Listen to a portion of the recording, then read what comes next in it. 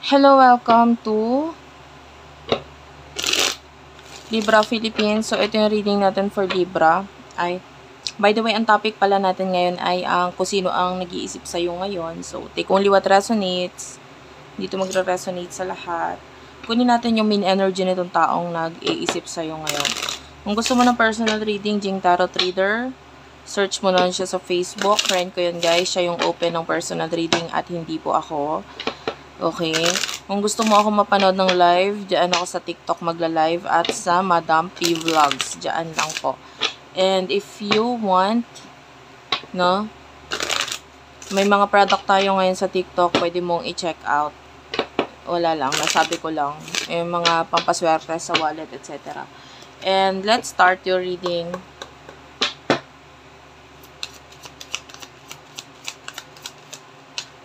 Ito yung person na nag-iisip sa'yo ngayon, ano? The great fortune is here. Clarify this, please. Okay. You dover the despair. Clarify, more to clarify these cards right here. You dover expectations and sudden wealth. Okay. Okay, mas clear na siya ngayon. Bad health is also at the bottom of the deck. Wait lang, guys. Okay. Okay, so sa nakikita natin dito, I feel like yung person na kakonect mo, I feel like may kaya siya sa buhay. Like, yumaman na siya. With this great fortune, this is a lot of money. And with the sudden wealth, pwedeng, maybe hindi siya ganito before. Like, lalo na with the despair, pwedeng dumating siya sa point na naghihirap siya, na parang nagkaroon siya ng problema regarding pera, or may mga naging decisions siya sa buhay niya na parang, let's say, pinagsisihan niya, but with the expectations from that, naiahon niya yung sarili niya sa kahirapan. And I feel like with the bad health, yeah, and also with the wealthy man, I don't know, also pwedeng before, hindi rin siya masyadong concern sa kanyang sarili, sa kanyang katawan, sa kanyang health. And then, pwedeng may transformation din doon after niyang magkaroon ng success. So, pwedeng ganon. Simula kahirapan, napunta sa medyo nagkaroon ng kaya sa buhay. And then, after that, pwedeng, pati yung health niya and everything about this person change. Okay? Malayong malayo na siya sa kung ano siya noon. And nakikita natin ito person na ito is, I feel like gaining a lot of respect for now. Nag-expect siya ngayon, by the way, sa'yo. Kaya kanya iniisip, may ini-expect siya. And I feel like, minsan mo na siyang inilayuan or hindi winelcome sa buhay mo, or like maybe hindi mo siya inaccept sa buhay mo. So, itong person na ito is looking forward na ikaw yung bumalik, or ikaw yung, kasi hindi mo nga siya inaccept, hindi mo nga siya tinanggap sa buhay mo in the past. So maybe ngayon gusto niyang ikaw yung lumapit, kasi baka mapahiya na naman siya, you know what I mean? And bakit kanya iniisip? I want to know yung reason.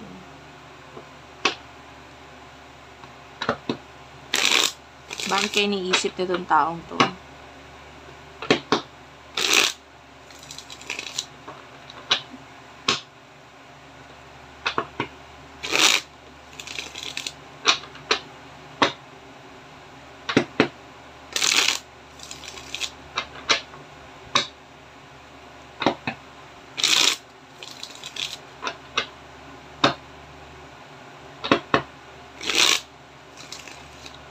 Bakit kaya iniisip nitong taong to?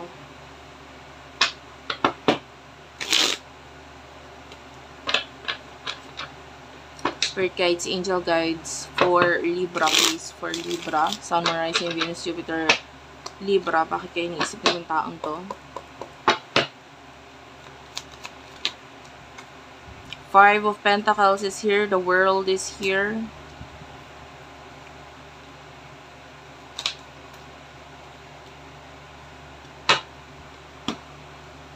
I feel like merong pagkakalayo sa inyo in the past and then pwedeng lumapit or nagkaroon ng paglalapit ngayon. Like maybe sa distance. So, dati kasi malayo siya sa'yo or may separation kasi maybe may pwedeng nasa ibang bansa yung isa sa inyo. Ngayon medyo mas malapit na. So, iniisip ko nitong taong ito with the Fool because this person, like, gusto niyang tapusin kung ano man yung unfinished business sa inyong dalawa. Gusto niyang tapusin kung ano man yung mga hindi natapos na pag-uusap or maybe there's no clarification para sa person na ito and parang gusto niyang i-clarify ngayon. This person is very sneaky person, by the way. Ini-sneak or spying on you, on your social media. Lagi siya nakatingin, nakamasid sa'yo, but maybe hindi niya pinapahalata yun because,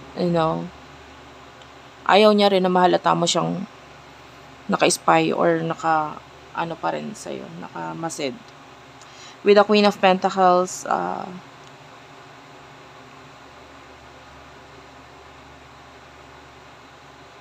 I'm seeing someone here na nasa parang naka-diet. So, I don't know if that is you or your person. It's gonna be a reading. Mararamdaman, alam mo yun kung ikaw yun pwede nagda-diet ka ngayon. Anyway, etong person na to, iniisip niya rin ikaw dahil maybe regarding money, finances, parang gusto niya mag-take ng risk or magkaroon ng new beginnings dito with you when it comes to money.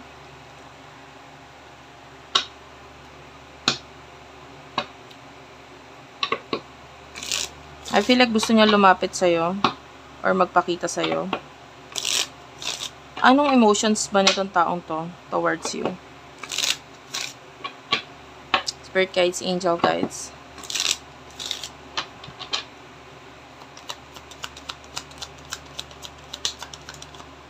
Yeah, we do have here the kisses. This person loves you. There's a lot of affection and love dito na nararamdaman natin with the kiss on the ring and the healthy choices. This person is making choices ngayon na tingin niyang magbe-benefit din siya. Ito person na ito is may mga nakukuha tayo, mga nakaka-connect niya in the past. At dalawa yung nakukuha ko ha. Yung iba sa inyo kasi may love na related dito, yung iba wala. Kung walang love na related sa inyo, this person wants to be your like partner, lalo na nagkaroon ng pag-i-increase sa'yo. So maybe this person wants to be your friend, tapos gusto niya ng maybe partnership sa inyo with regards sa business or what, no? And then yung iba sa inyo, kung ito ay may love related, there's a lot of love dito sa person na ito. Tapos nakakita tayo ng mga ibang connection sa kanya in the past. Maybe even one night stand. Pero, this person is not happy. There's no love na involved doon. It's just plain sex. Yun yung nakukuha natin. And then this person wants to get out of the situation. Because alam niya sa sarili niya na kung may kakonect man siyang ngayon, hindi yun yung totoong nararamdaman niya sa person na yun. It's just, he or she is just using that person. Nagamit niya lang yan. Okay, so what will happen in the near future? Take only what resonates. I told you yung iba sa inyo, walang love na involved.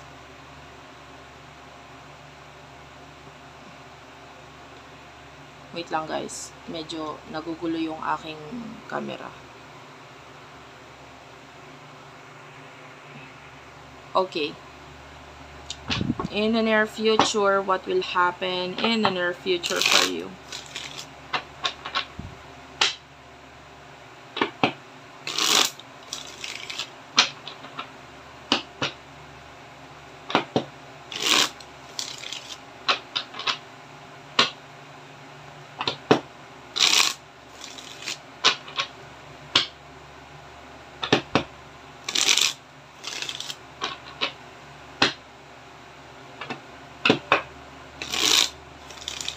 In the near future, ano ang naghihintay para kay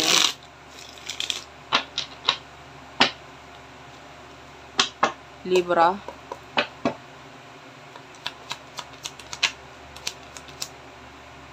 In the near future, we do have the Temperance, the Death card, and the Six of Swords. Okay. The Two of Cups is here. Bottom of the deck is the Three of Cups. Okay, there's reconciliation definitely in the near future sa inyong dalawa. Kasi kung ano yung mag-e-end dito with the Death card, this is an ending. This is something na parang cycle na nag-e-end. And kung ano yung nag-e-end dito is yung paghihintay with the Temperance. Ayaw niya na maghintay pa with the Six of Swords. I feel like this person na ito is gusto niyang ayusin yung mga pagkakamaling ginawa niya in the past. Yung mga bagay na ginawa niya at hindi niya ginawa ay gusto niyang maayos. Now, we do have the Two of Cups. Yeah, the Two of Cups is here. Cancer, Scorpio, Pisces energy. This person wants partnership. Yung iba sa inyo.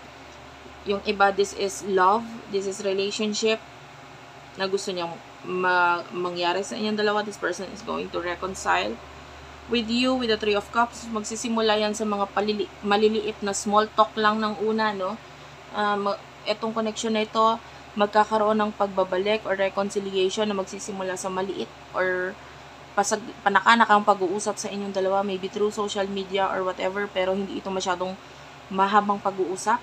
Pwedeng hindi mo masyadong maintindihan kung ano man yung offers na gusto niyang ibigay sa iyo ngayon. And in the near future pa, kasi nga mga more on small talks. But with the this is the Nine of Cups, Cancer, Scorpio, Pisces energy, nakikita natin na